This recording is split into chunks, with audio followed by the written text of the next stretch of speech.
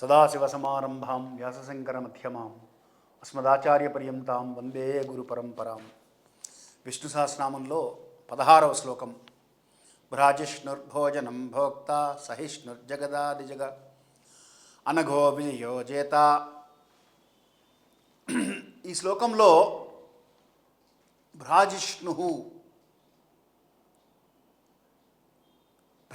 అనేటువంటి నామము ప్రకాశముతో కూడుకున్నటువంటి వాడు. భ్రాజస్సు అంటే ముఖవర్చస్సు అంటుంటాం.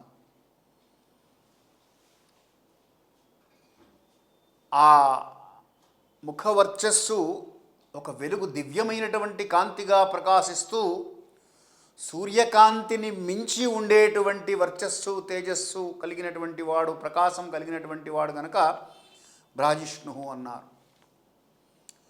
అంటే ఆ ప్రకాశమే ముఖ్యముగా కలిగినటువంటి వాడు. సూర్యుని ఆయన యొక్క విశ్వరూప ప్రదర్శన చేయగానే అర్జునుడంతటి వాడు చూడలేకపోయాట. ఆ వెలుగులతో, ఆ ప్రకాశంతో మనం సృష్టించిన బల్బునే మనం చూడలేం. ప్రత్యక్షంగా డైరెక్ట్గా చూడాలంటే 100 వాట్ 200 వాట్ని చూస్తే కాసేపటి కళ్ళు పోతాయి. సూర్యుని చూసే ప్రశ్నే లేదు. అటువంటిది ఈ సూర్యుని వెలుగు తేజస్సు నేనే, ఆయనకిచ్చే తేజస్సు నా నుంచే పొందుతున్నాడు అన్నారు భగవద్గీతలో. దివి సూర్య సహస్రేషు అని. కాబట్టి అటువంటి చోట అటువంటి ప్రకాశము కలిగినటువంటి వ్యక్తి ఆయన. న తద్భాసయతే సూర్య న శశాంకో న పావక మద్గత్వా న నివర్తంతే తద్ధామ పరమం మమ అని. సూర్యకాంతితో అవసరం లేకుండా వెలుగు ప్రకాశంగా ఉండేటువంటి లోకము నా లోకము అన్నారు. ఆయన యొక్క స్వయం ప్రకాశత్వం కలిగినటువంటి వాడు గనక భ్రాజిష్ణు. ప్రకాశ ఏకరసత్వాత్ భ్రాజిష్ణు అంటుంది శంకర భాష్యం. అందుకనే పోతన గారు లోకంబులు లోకేశులు లోకస్తులు తెగిన తుది పెంజీకటి కవ్వల ఎవ్వండేకాకృతి అయి వెలుంగు అతడిని నే సేవింతున్నారు. ఈ మనకు కనబడే ప్రాకృతికమైనటువంటి వెలుతురుతో, ప్రకాశంతో సంబంధం లేకుండా దివ్యమైనటువంటి ప్రకాశంతో వెలిగేటువంటి వాడు గనక భ్రాజిష్ణు. అంటే సూర్యమండలంలో, గ్రహమండలంలో, నక్షత్ర మండలంలో కనబడే ప్రకాశమంతా కూడా, ఆ తేజస్సు అంతా కూడా నారాయణుని తేజస్సు. కాబట్టి భ్రాజిష్ణు. తర్వాత నామం భోజనం.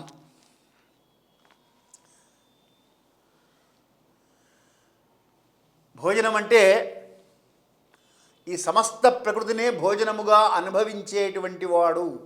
ఈ ప్రకృతే ఆయనకి భోజనం. ఎలాగండి? ప్రకృతిలో ఈ సకల జీవరాశులు భోజనం చేస్తున్నాయి. అహం వైశ్వానరో భూత్వా ప్రాణినాం దేహమాశ్రిత అన్నాడు. దేహాన్ని ఆశ్రయించుకొని ఉండి భోజనం చేస్తున్నాడు. ప్రకృతిలో లభించేవన్నీ కూడా కొన్ని ఆకులు అలములు తింటే కొన్ని జీవాలు, ఫలపుష్పాలు కొన్ని తింటే, మకరందాలు కొన్ని త్రాగితే అన్నాద్భవంతి భూతాని అని. అన్నము వేరు వేరు రూపాలలో భోజనం చేస్తూ ఉంటే వాటిని పచనం చేస్తూ ఆయన భోజనం చేస్తున్నాడట. అందుకని భోజనం. ఈ ప్రకృతి అంతా కూడా సత్వరజస్తమో గుణాలతో నిండి ఉన్నది. ఈ జీవులంతా కూడా సత్వరజస్తమో గుణాలతో కొట్టుకుంటూ ఉంటున్నారు. వీటి వల్ల ఇంద్రియాల ద్వారా శబ్ద స్పర్శ రూప రస గంధాదులు అనేటువంటి వాటిని అనుభవంలోకి తెచ్చుకుంటున్నారు. ఈ కర్మేంద్రియాలు, జ్ఞానేంద్రియాలు వాటి ద్వారా తెలుసుకుంటున్నారు కదా. అవి తెలియబడేది కూడా విష్ణువు యొక్క శక్తి అని పూర్వనామంలో చెప్పుకున్నాం మనం. ఆయన చైతన్యం వల్లే తెలుస్తున్నాయి, ఇంద్రియాలు పనిచేస్తున్నాయని. కాబట్టి ఆ చైతన్య రూపంలో ప్రకృతిలో ఉన్నటువంటి శబ్దస్పర్శ రూప రసగంధాలను భోజనం ఆస్వాదిస్తున్నాడు కనుక జీవి మహావిష్ణువు అందరిలో ఉండి అలా ఆ భోజనం చేస్తున్నాడు అన్నారు. ఇప్పుడు ప్రకృతి నుంచి వచ్చేటువంటి ఆహారము, పురుషుడు ప్రకృతిపై ఆధారపడి ఉన్నాడు. ప్రకృతిలో ఆహారం లభిస్తున్నది కాబట్టి ఆధారపడి ఉన్నాడు. ఆ ప్రకృతి ఎవరిది? విష్ణుమాయ. కాబట్టి భోజన రూపంలో ఉన్నటువంటి ప్రకృతి కూడా విష్ణుమాయే, విష్ణు స్వరూపమే. కాబట్టి భోజనం అన్నారు. భోజనం ద్వారా మనము సప్తధాతువులు తీసుకుంటాం. చర్మము, రక్తము, మాంసము, మజ్జ, ఇలా నీరు రకరకాలుగా పెడుతూ ఉంటుంది కదా. ఇవన్నీ కూడా విష్ణు స్వరూపాలే అని గతంలో మనం చెప్పుకున్నాం. కనుక ఆగినే భోజనం అంటే విష్ణువు భోజన రూపంలో ఉన్నటువంటి పరమాత్మ. అందుకని ఆహారం తీసుకునేటప్పుడు ఎలా పడితే అలా తినకయ్యా, భోజనము కూడా ఒక యజ్ఞమే. భగవన్నామం చేసుకొని భగవంతుణ్ణి స్మరిస్తూ సుఖేన మౌనేన భోక్తవ్యం అన్నారు. భగవంతుణ్ణి తలుస్తూ. పూర్వము బంతి భోజనాలను ఉండేవి. ఈ భోజనాలు జరిగేటప్పుడు భోజనకాలే భగవన్నామస్మరణ గోవింద గోవింద అని మొదలుపెట్టేవారు. ఇప్పటికి కూడా యాత్రా స్థలాల్లో కొంచెం ఆ సాంప్రదాయం మిగిలి ఉన్నది, కొన్ని ఇళ్లల్లో కొన్ని చోట్ల. మధ్యలో మళ్ళీ భోజనకాలే భగవన్నామస్మరణ, భోజన మధ్యే భగవన్నామస్మరణ అనేవారు. ఈ మధ్యలో కొన్ని భాగవత పద్యాలు, ఏదో భగవంతుని స్తోత్రం చేస్తూ స్తుతి చేస్తూ ఉండేటువంటి పద్యాలన్నీ పాడుతూ ఉండేవారు. ఆహారం తింటున్నంతసేపు భగవన్నామం వింటూ ఉండడానికి. అది కూడా భోజనం. కాబట్టి భోజనం. తర్వాత నామం భోక్త అంటే తినేటువంటి వాడు. మామూలుగా భోక్త అంటే తినేటువంటి వాడు. పురుష రూపంలో భుజించేటువంటి వాడు భోక్త. పురుషరూపేణాం భుంక్తే ఇది భోక్త.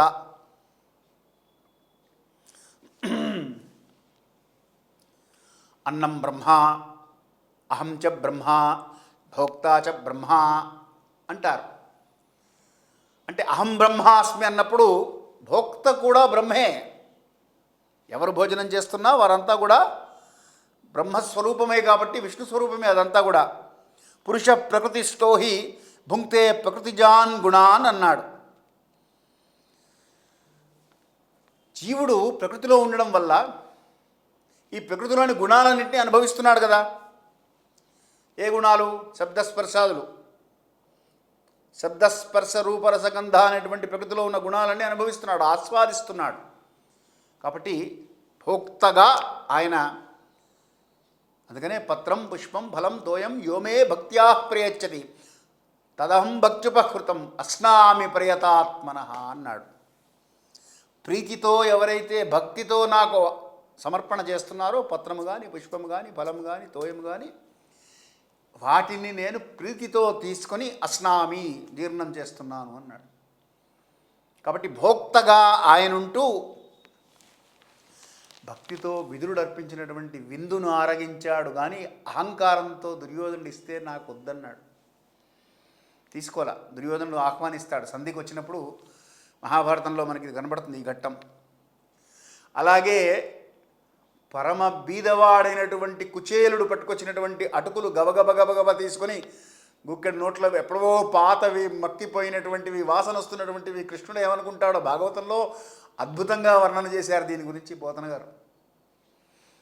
అని సంశయిస్తున్నటువంటి కుచేలుడి దగ్గర నుంచి లాక్కొని మరి భక్తి ఉన్నది కనుక అక్కడ భోక్త. అందుకని మనం ఏంతో ఇవ్వాలి అంటే భక్తితో ఇవ్వాలి. భగవంతుడికి ఏదన్నా ఇస్తే ఆయన అఖండ ఐశ్వర్యాలు ప్రసాదించాడు, అది మనకు తెలిసిన విషయమే. కాబట్టి ఎవరు భోక్త అంటే శరీరము, ఇంద్రియాలు, మనస్సుతో ఉన్నటువంటి ఆత్మయే భోక్త. ఈ ఆత్మయే పరమాత్మ.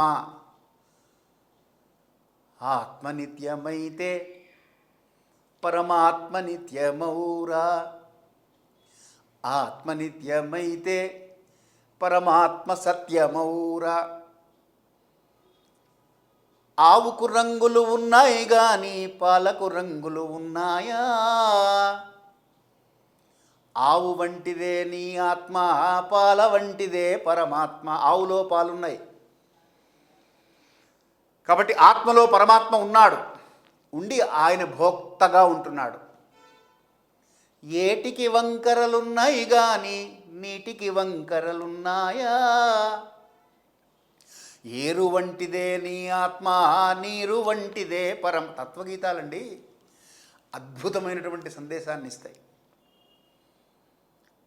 చాలా తేలికైనటువంటి పదాల్లో గంగ ఉదకము తెచ్చి నీకు లింగ పూజలు సేదమంటే. ఇలాగ మీకు తత్వగీతాలు చాలా కొంచెం అలవాటు చేసుకోండి వినడం. వేదాంతము అన్ని విధాలుగా కూడా ఆస్వాదించి ఆనందించడం అలవాటు చేసుకోమన్నారు. అందుకే తర్వాత నామం సహిష్ణు, సహనశీలత కలిగినటువంటి వాడు. ఎన్ని సహిస్తున్నాడండి ఆయన. ఆ పరమాత్ముడిని పొద్దున్న లేస్తే మనం ఎన్ని అపచారాలు చేస్తున్నాం, అవునా కదా? ఒకసారి ఆలోచించండి. మనం చేసేవన్నీ అపచారాలే, తప్పులే, దోషాలే. ఇప్పుడు మనం ఎవరింటికన్నా పిలిచారనుకోండి, మనం వాళ్ళ ఇంటికి వెళ్ళాం, మనం వెళ్ళి కూర్చున్నాం, వాళ్ళు వచ్చి కూర్చున్నారు.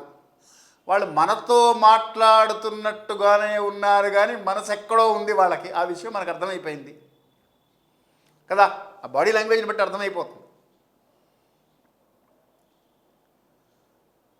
వెంటనే మనం ఏం చేస్తాం? సరే ఈయన ఎక్కడో ఆలోచిస్తున్నాడే, మనకు సమయం ఇవ్వట్లేదు, వెళ్ళిపోదామని వచ్చేస్తాం. పూజకు కూర్చుంటున్నాం, మనసు ఆయన మీద పెడుతున్నామా? అసలు పెద్ద తప్పులు ఎన్ని చేస్తున్నామో అన్నిటినీ సహిస్తున్నాడు. పోనీలే పోనీలే పోనీలే పోనీలే, పిల్లవాడు తెలుసుకుంటాడు, చిన్నవాళ్ళు తెలుసుకుంటారు, మానవులు తెలుసుకుంటారు అని సహనంతో సహించాడు. భక్తుడైనటువంటి ప్రహ్లాదుడిని ఎన్ని ఇబ్బందులు పెట్టినా హిరణ్యకశ్యపుడు సహనంతో సహించాడు. భూమిలో ప్రవేశించి భూదేవికి భర్తగా ఆయన భూమిని నీళ్ళల్లోంచి తీసి పైకి తీసుకొచ్చాడు కదా. కాబట్టి వసుమనా సత్య దగ్గర, మనం వసునామం దగ్గర చెప్పుకున్నాం, క్షమయా ధరిత్రి అంటారు. అందుకే సహన గుణము భూమండలం మొత్తానికి నేర్పేట.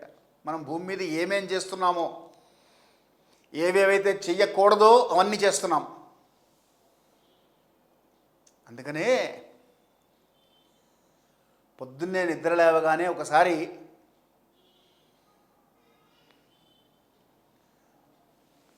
అమ్మవారికి నమస్కారం చేసి కాళ్ళు కింద పెట్టయ్యా అన్నారు.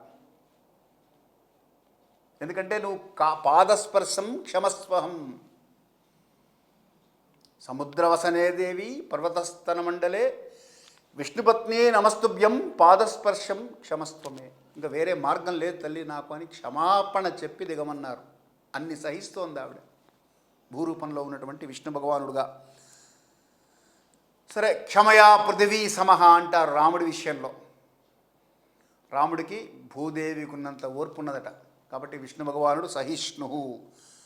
అపరాధ సహస్రాన్ని క్రియంతే అహర్నిశమ్మయ దాసోయమితి మామత్వా క్షమస్వ పరమేశ్వర క్షమస్వ జనార్దన. ఆవాహనం నజానామి విసర్జనం పూజా విధిం నజానామి క్షమ్యతాం పరమేశ్వర.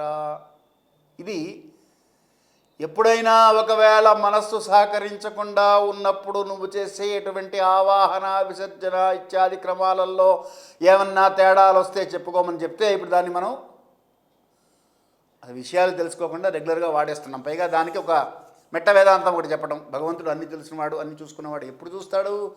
నీకు తెలుసుకొని నువ్వు చేసి ఆ తర్వాత నీ వల్ల ఏదైనా సహజంగా ప్రకృతే స్వభావాత్, ఆ ప్రకృతిలో ఉన్నటువంటి స్వాభావికమైనటువంటి విషయాల వల్ల ఏమన్నా పొరపాటు జరిగితే ఆయన చూసుకుంటాడు. కానీ కావాలనే ముందు నుంచే నువ్వు అవి చేస్తున్నావు, అయినా కానీ ఆయన సహిస్తున్నాడు కదండి. ఒకసారి ఆలోచించండి. పొద్దున్న లేచినప్పటి నుంచి లేవడం మొదలు పెడితే ఆయన చెప్పింది ఏదైనా మనం పాటిస్తున్నామా? సూర్యోదయాత్ పూర్వమే లేవండి అన్నాడు.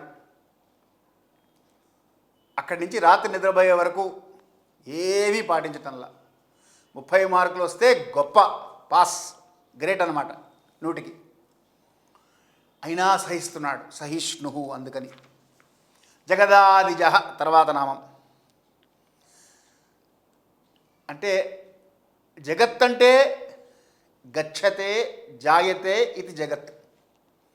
జాయతే అంటే పుట్టడం, గచ్చతే అంటే పోవడం. అశాశ్వతమైనటువంటిది జగత్తంతా కూడా. అందుకే శాశ్వతమైనటువంటి వస్తువు కాదు. దీనికన్నా ముందు నుంచి ఉన్నాడు. అందుకని ముందు నుంచి ఉన్నవాడు కాబట్టి జగదాదౌ ఉత్పత్యతే హేమితి జగదాదిజ శంకర భాష్యం చెప్తున్నటువంటి మాట. అంటే జగత్తులను పుట్టిస్తూ మళ్ళీ లయం చేస్తూ మళ్ళీ పుట్టిస్తూ మళ్ళీ లయం చేస్తూ ముందు నుంచి ఉన్నాడు. హిరణ్యగర్భ సమవర్తతాగ్రే భూతస్య జాతః పతిరేక ఆసీత్ సదాధార పృథివీం ధ్యాముతే మాం కస్మై దేవాయ హవిషా విధేమ అని ఋగ్వేదంలో ఒక రుక్కున్నది. మహాన్యాసం చేసేటప్పుడు వాడతాం దీన్ని. సాష్టాంగ నమస్కారాలు చేసేటప్పుడు ఉరసా శ్రీ ఉమామహేశ్వరాభ్యాం నమః అని నమస్కారం చేస్తాం. అంటే హిరణ్యగర్భుడి రూపంలో భూతస్య జాతః పతిరేక ఆసీత్ సమస్త భూతముల కంటే ముందు నుంచి ఉంటూ వాటికి పతిగా ఆయన ఉంటున్నాడయ్యా. ఈ భూమండలాన్ని భారాన్ని మోస్తూ అటువంటి దేవుడికి నమస్కారము అని అర్థం. అందుకని పరబ్రహ్మయే శాశ్వతము, సత్యము, నిత్యము. బ్రహ్మసత్యం జగన్మిథ్య అన్నది అందుకు. ఈ జగత్తు ఉంటుంది పోతుంది, సత్యంగా ఉండేది బ్రహ్మే. పరబ్రహ్మతత్వం, బ్రహ్మ అంటే చతుర్ముఖ బ్రహ్మ అనుకోకండి, మళ్ళీ అది వేరే. తర్వాత నామం అనఘ. అనఘ అంటే దోషములు లేనటువంటి వాడు, పాపములు లేనటువంటి వాడు. ఆయనకి పాపములు అంటావు.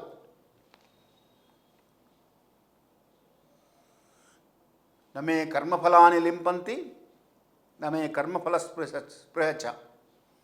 కాబట్టి కర్మలు నాకంటావు, కర్మ ఫలితాలు నాకంటావు. కాబట్టి పాపాలు లేవు ఆయనకి. భుంజతే తే త్వగం పాపాయే పచంతి ఆత్మకారణాత్ అని భగవద్గీత వాక్యం. అంటే తనకు తాను వండుకొని ఎవరైతే తింటాడో వాడు పాపం చేస్తున్నాడు అన్నాడు గీతాచార్యుడు. అంటే ఏమిటంటే మరి తనకు తాను వండుకోకపోతే ఏం చేయాలి? జొమాటో స్విగ్గీలో ఆర్డర్ చేయాలా? అంటే నువ్వు వండుకున్నది నువ్వు తినడమే కాదయ్యా, ఎవరికన్నా ఒకరికి పెట్టు, ఒక అతిథికి పెట్టు. పూర్వం ఏం చేసేవారంటే మన పెద్దలు, అందుకనే అంతా వడ్డన అయిన తర్వాత దాంట్లోంచి ఇంత అన్నము పప్పు కూర అన్ని చారు అన్నీ తీసి అన్నీ ఒక ముద్ద చేసి ఆ ముద్ద అలా పక్కకు పెట్టేవారు. బ్రహ్మార్పణం బ్రహ్మహవి బ్రహ్మాగ్నో బ్రహ్మణాహుతం బ్రహ్మైవతేన గంతవ్యం బ్రహ్మకర్మ సమాధిన అని భగవంతుని తలుచుకొని ఏవో శ్లోకం వారి వారి వారి సాంప్రదాయాన్ని బట్టి వేరు వేరు ఉన్నాయిలేండి అవి అక్కడ పెట్టేవారు. తర్వాత తిన్న తర్వాత తీసుకెళ్ళి దాన్ని బయట పెట్టేవారు. ఏ పురుగులో పక్షులో కీటకాలో లేకపోతే కుక్కలో అవి తినేవి దానికి ఆహారం. సో తనకు తానుగా మాత్రం తినకుండా అందరికీ పెడుతూ ఉండడం పాపరహితమైనటువంటి జీవితం.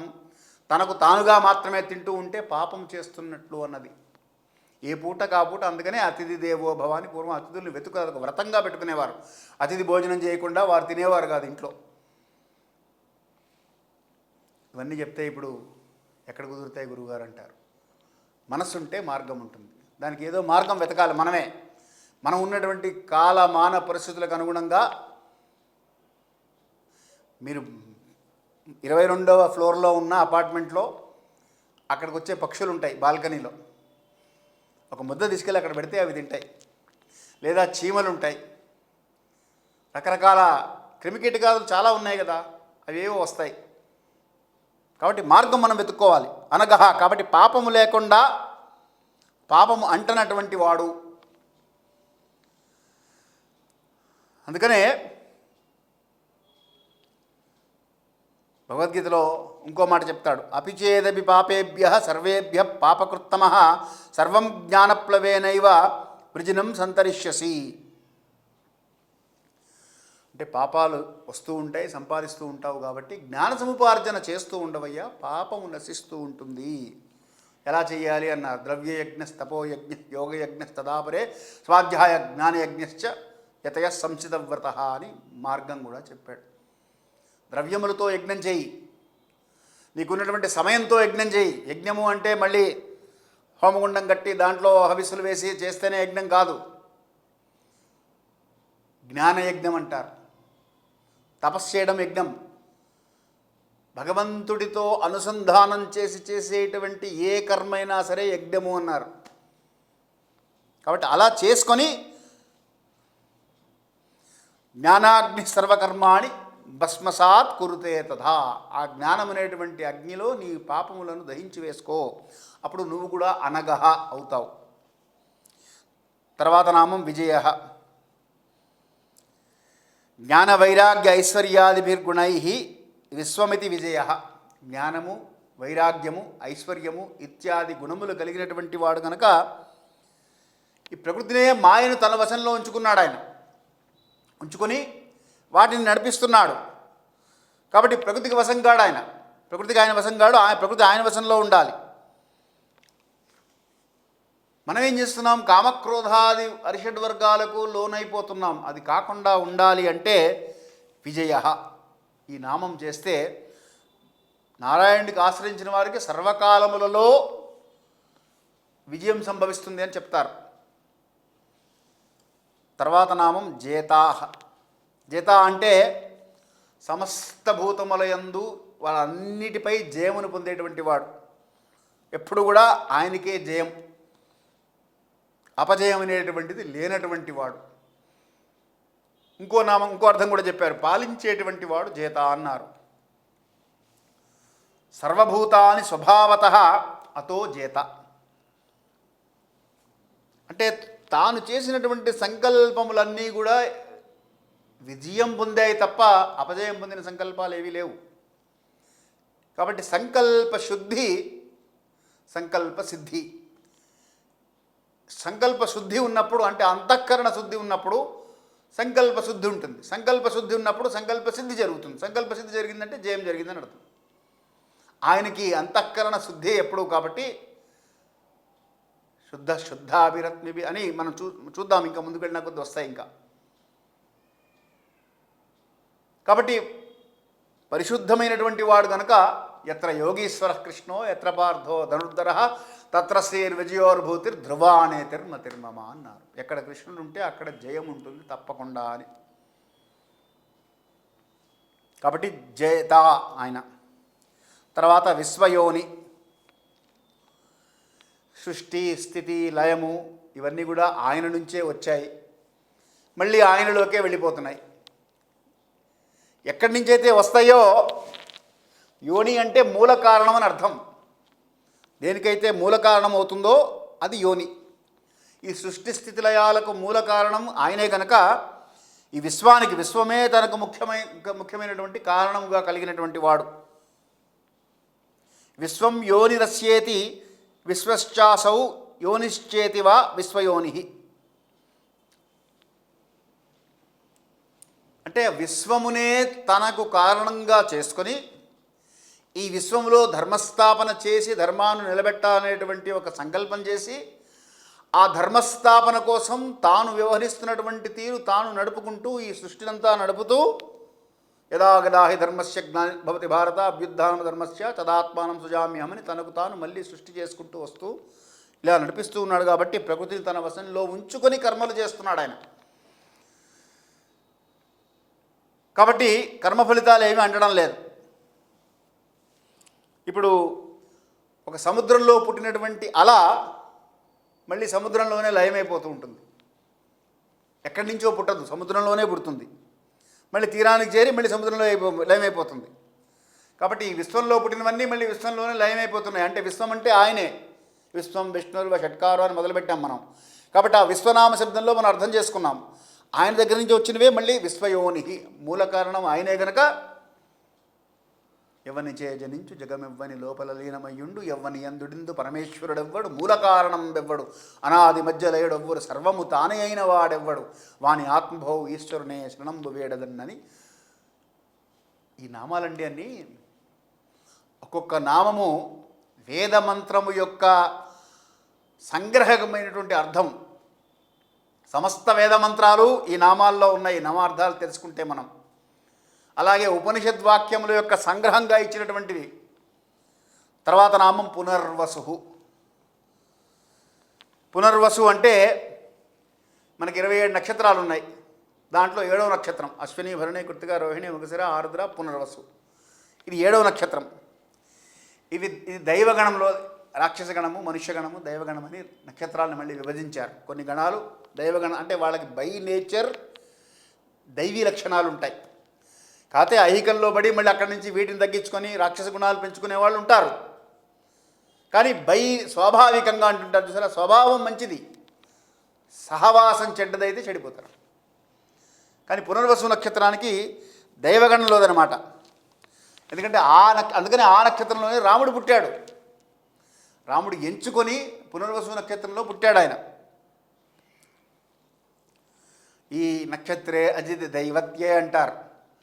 ఈ నక్షత్రానికి అదితి అంటే ఖండము చెయ్యలేనటువంటి స్వభావం కలిగినటువంటి దేవత. చైత్రమాసం, పునర్వసు నక్షత్రం, కర్కాటక లగ్నం ఇవన్నీ మనకు తెలిసినవే రాముల వారి జననం గురించి. కాబట్టి వసు అంటే సంపద అని చెప్పారు. పునః వసు, మళ్ళీ మళ్ళీ తన భక్తులందరికీ సంపదలను అనుగ్రహించేటువంటి వాడు కనుక పునర్వసు అని ఇంకొక వ్యాఖ్యానం చేశారు. అంతే కదండి. ఇప్పుడు ఇవాళ వెళ్ళి తిరుపతికి వెళ్ళి వెంకటేశ్వర స్వామిని కోరి ఏమని కోరుతాం? స్వామి నాకు ఏదో మా సంతానం కలగాలని కోరాడు, ఇచ్చాడు. మళ్ళీ వెళ్ళాడు, నా సంతానానికి చదువు బాగా రావాలని కోరాడు, ఇచ్చాడు. మళ్ళీ వెళ్ళాడు, వాడికి మంచి ఉద్యోగం రావాలని కోరాడు, ఇచ్చాడు.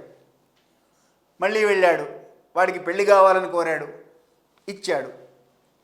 మళ్ళీ వెళ్ళాడు, వాడికి సంతానం కావాలని కోరాడు, ఇచ్చాడు. మళ్ళీ ఈ సైకిల్ మళ్ళీ మొదలవుతుంటుంది. మళ్ళీ మళ్ళీ మళ్ళీ మళ్ళీ అడుగుతుంటాం. అందుకని పునః వసుహు, మళ్ళీ మళ్ళీ సంపదలను ఇచ్చేటువంటి వాడు కనుక పునర్వసుహు. ఇక్కడితో ఈ 16వ శ్లోకం పూర్తయింది.